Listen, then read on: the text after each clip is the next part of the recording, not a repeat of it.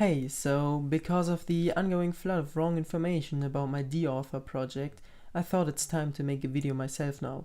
A lot of people made videos about my project, and to be honest, at the beginning I was very happy with it, but I realized very quickly that these videos go into the wrong direction. Some people stole my content completely and claimed the project as their own, but this is just the smallest of the problems. First, let's begin with the most obvious: the clickbaity thumbnails and titles which refer to my project as Jammer.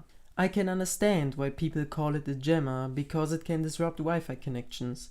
The problem is that these people just call it a jammer without explaining what it really does. They don't even say the correct name. If it would be a jammer, I would have named my project Jammer and not the author. A classical Wi-Fi or cell phone jammer just creates noise on a specific frequency. It's like playing loud music so that people nearby cannot understand each other anymore.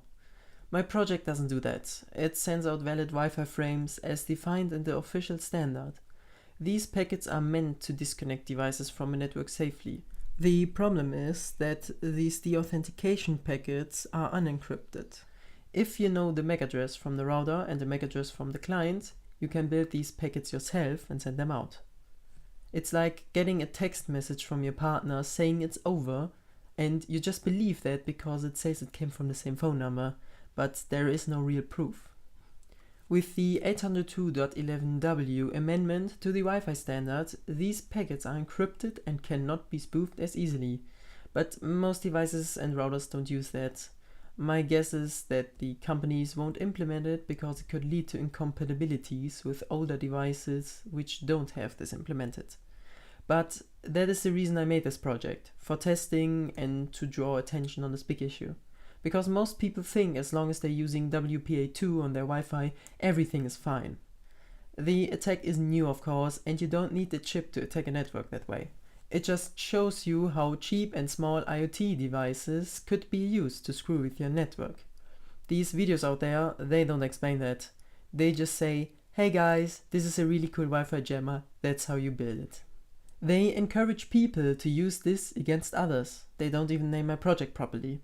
They say it's illegal and you should only use it for your own, but that isn't enough. These disclaimers aren't valid or worth anything, because they don't explain why, they only say it's illegal. So at this point everyone knows that it's just a useless safety disclaimer and doesn't mean anything real.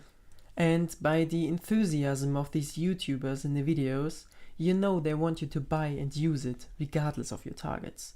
And I know they say highly illegal every few seconds, but that only draws more attention on it, which encourages more people to use it. The best thing is that this highly illegal claim isn't even true. Yes, the FCC prohibits the usage of devices which can disrupt any kind of Wi-Fi, GPS or cell phone connections. Though, when you understood what I explained earlier, you would know that this device sends valid Wi-Fi frames. So if my project is illegal, every Wi-Fi device would be too. My point is, it fully depends on the circumstances. Knives are legal too, but it's not allowed to stab people with it, of course. The same applies to this. Nothing is illegal about the chip itself or my project, but using it intentionally for bad purposes is, of course, and that should apply to every country. Other to a classical jammer which disrupts every connection on the frequency, my software only can disrupt a selected connection. It don't even have to, it's depending on Wi-Fi implementation, that's why it's for testing purposes. So no, my project itself isn't illegal, but your actions maybe are, if you select and attack a network which isn't yours. I can't prevent you on doing that, you are self-responsible. And these videos say it's a $8 Wi-Fi jammer and referring to the Node MCU. This is just totally wrong. First of all, my software, again, just look at the name of the project, is for the ESP8266. It will run on every board which has that on it. So you can build your own D-Author for less than $2. You don't have to use the Node MCU.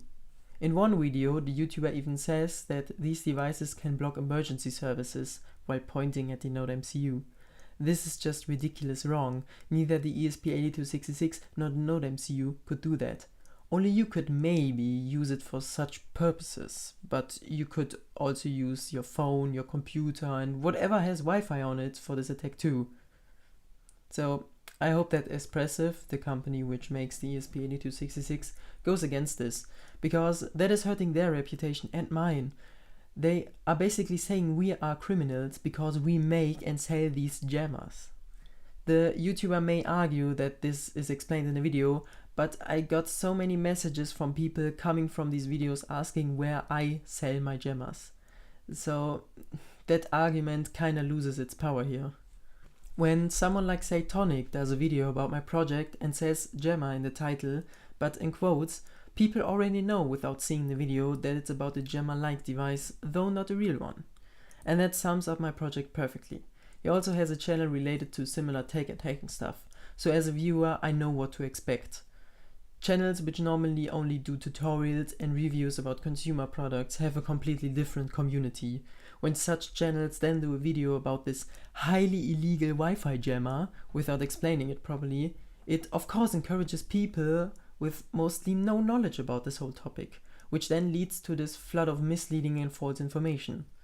These videos destroy my intentions with the project, miss completely the point, and just abuse it to gain views, fame and money. So that leads to another question: are these videos illegal? And I wouldn't say illegal directly, because it again depends on the circumstances. Most of the videos encourage people to use this tool without giving the knowledge needed to even understand what it does. So even with a disclaimer, you are not safe. You can say use this only for educational purposes, but how if you don't teach anything? How do you explain that it's only for testing purposes without saying what you can test with it? So it's depending on your intentions with the video that makes it legal or illegal. And then there is still the misleading and false information, which is against the YouTube community guidelines, and both me and Espressive could go against this because these jammer claims are not true and hurting our reputation. Everyone who wants to know more about my project should go to Satonic's channel, who did 2 very good videos on it. Everything else you need to know is on my GitHub page. I'm also very sorry for Espressive that their shit gets publicly abused by so many people. If you decide to go against this, I offer you my help. The only reason I didn't put my project offline yet is that it would probably make things even worse by other people publishing illegal copies and so on. I hope I get more people interested and inspired in this topic. My software can be very useful for pen testing, for example, in combination with other equipment like a Wi-Fi pineapple, or for learning and getting more into electronics and hardware hacking. This project got me started into researching, learning C++, Wi-Fi pen testing and hardware hacking. I hope you do the same. There are so many other points I would like to discuss about these videos and what stupid questions I got because of them, but that would be way too much for this video. So if you have any questions or thoughts about this topic, please let me know in the comments.